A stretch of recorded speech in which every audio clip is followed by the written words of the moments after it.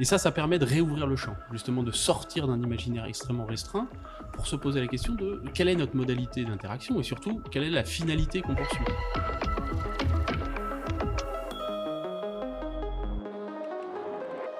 Bonjour et bienvenue dans ce nouveau format vidéo avec Martin Serralta. Martin Serralta, c'est un prospectiviste des organisations. Et aujourd'hui, pour ce premier épisode, on reçoit Edouard Provenzani, qui est le fondateur et président de l'agence Pixelis. Martin, on va commencer tout de suite par la première question, simple, mais très générale à la fois. Quel est le rôle d'une entreprise ? Ah, belle question. Entreprise, ça veut dire prendre ensemble un sujet. Entreprise. Et historiquement, en fait, l'entreprise, elle existe depuis très longtemps. Le concept est venu s'est développé avec les premières manufactures, mais le rôle de l'entreprise, au départ, c'est simplement d'organiser ensemble des activités au service de la cité. Et ce sens, il a dérivé énormément tout au long du XXe siècle pour aller vers l'entreprise est là pour générer du profit. Et ça, c'est une représentation qui nous a enfermés dans une représentation extrêmement limitée de l'entreprise qu'on peut aujourd'hui réouvrir. Edouard, tu peux peut-être réagir par rapport à toi, ton expérience de l'entreprise et vis-à-vis aussi de Pixelis. L'entreprise, alors déjà c'est un être vivant, avec pour objectif à un moment donné que les personnes soient le plus eux-mêmes, le plus autonomes, le plus créatifs possible. Donc quand on rend les collaborateurs autonomes, responsables, ils peuvent se sentir libres. Donc c'est là où on a entendu parler de tous les systèmes d'entreprise. Et s'ils sont autonomes et ils sont libres, ils ont des chances d'être demain, on va dire, heureux. Parce que ça, c'est pas moi qui, en tant que chef d'entreprise, qui vais faire qu'ils soient heureux et performants. Merci beaucoup pour ta réponse, Edouard. Martin, on parle beaucoup des nouveaux modèles d'organisation, des nouveaux modèles d'entreprise. Finalement, qu'est-ce qu'ils ont de nouveau, ces modèles ?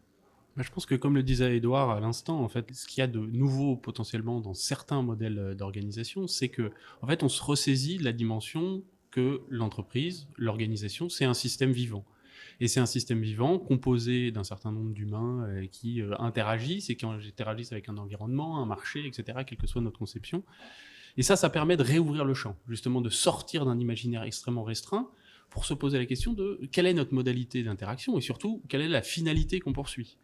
Et donc, ce qu'il y a de nouveau dans les organisations, les nouveaux modèles d'organisation, on entend parler de beaucoup de modèles, en sociocratie, en holacratie, d'entreprises libérées, d'entreprises régénératives, etc.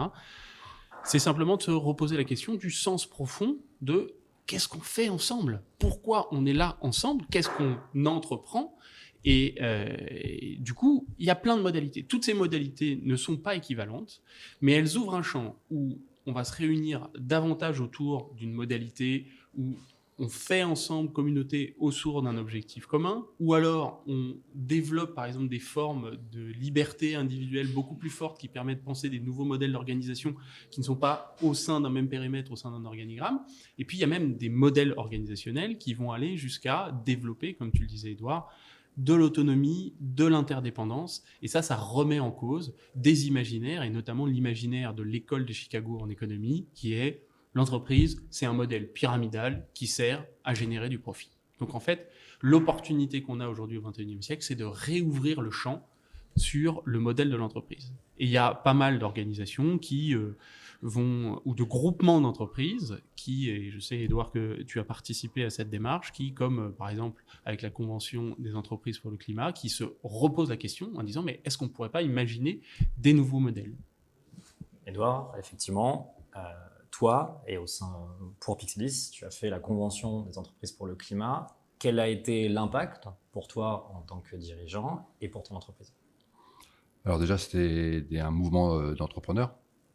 Et donc, moi, en tant qu'entrepreneur, ça m'a amené différentes pensées, que le changement systémique, c'est pas un changement d'échelle. Donc, on n'est pas destiné à grossir. Il nous fallait remonter en amont et agir en amont et remonter dans la chaîne de valeur de création de valeur de nos clients. Et ça, on essaye avec nos équipes de créer des sortes de labs à visée régénérative, qu'il y a une stratégie de coalition, donc monter un écosystème à visée régénérative, parce qu'on n'a pas la science infuse, donc on veut se réunir des biologistes, des spécialistes de l'urbanisme, des spécialistes du biomimétisme, des organisations souhaitables. Donc on met en place tout un écosystème qui font beaucoup de la recherche et qui sont prêts à se mettre en action pour répondre à des problématiques de nos clients. Et donc, nous, on veut être, en tant que designer, un support à toutes ces boîtes-là pour qu'elles passent de la raison d'être à la raison d'agir et essayer, à un moment donné, au maximum de les mettre dans l'action. Très bien, très intéressant. On arrive déjà à la dernière question. Donc, on a parlé du rôle de l'entreprise, des nouveaux modèles. Martin, est-ce qu'on assiste à une mouvance générale? Est-ce que tout le monde va dans ce même sens ou pas? Sociologiquement, on ne peut pas vraiment dire qu'on assiste à une mouvance générale. Ce qui est intéressant, c'est qu'il y a une émergence. Et cette émergence, comme souvent, elle permet à des acteurs ou des actrices pionniers et pionnières de proposer des nouveaux modèles, de proposer de nouveaux imaginaires, de changer la nature du récit, comme tu viens de le faire, Édouard. En parallèle de ça, on a aussi une rigidification des modèles historiques. Ce que je trouve, moi, très intéressant, c'est que le mérite de ce phénomène, de façon générale, c'est que ça remet la question politique de ce qu'est l'entreprise au cœur de la cité sur la table. Et du coup, ça pose la question de sa contribution à la fois générale, mais aussi spécifique, au commun, avec un enjeu qui reste majeur, parce que quand on interroge les citoyennes et les citoyens à peu près partout dans le monde, la représentation sociétale de ce qu'est l'entreprise reste extrêmement limitée.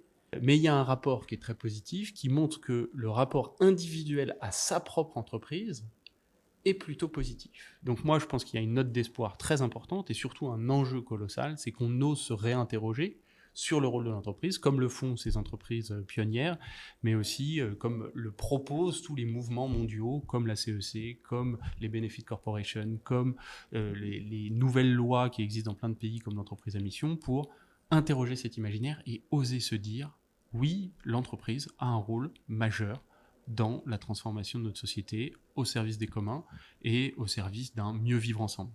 Martin, Édouard, merci beaucoup pour cette discussion très intéressante et on se retrouve très vite pour un nouvel épisode.